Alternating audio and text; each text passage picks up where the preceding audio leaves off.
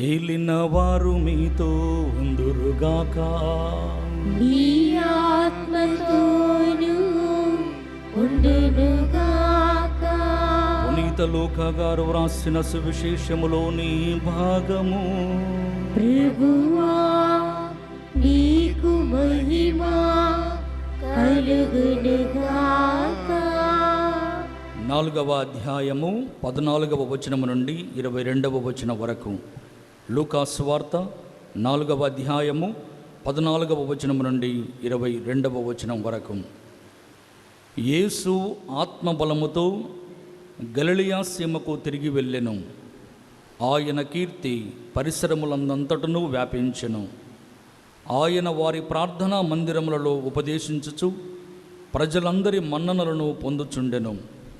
తరువాత యేసు తాను పెరిగి పెద్దవాడైన నజరేతునకు వచ్చి అలవాటు చొప్పున విశ్రాంతి దినమున ప్రార్థనా మందిరమునకు వెళ్ళెను. అచట ఆయన చదువుటకు నిలుచుండగా యెషయా ప్రవక్త గ్రంథమును ఆయనకు అందించిరి.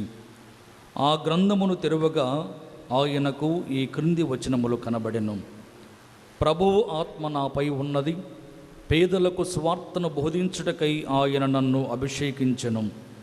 చెరలోనున్న వారికి విడుదలను, గురుడి వారికి చూపును కలిగించుటకును, పీడితులకు విమోచనమును కలుగచేయుటకును, ప్రభుహితమైన సంవత్సరమును ప్రకటించుటకును ఆయన నన్ను పంపెను.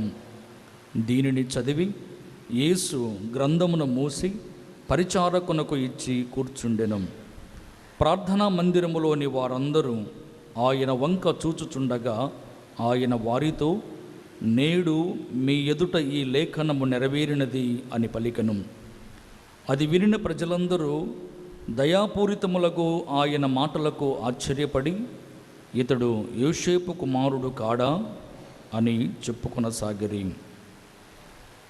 ఇది క్రీస్తు సువిశేషము. క్రీస్తువా మీకు స్తుతి కలుగుగాక.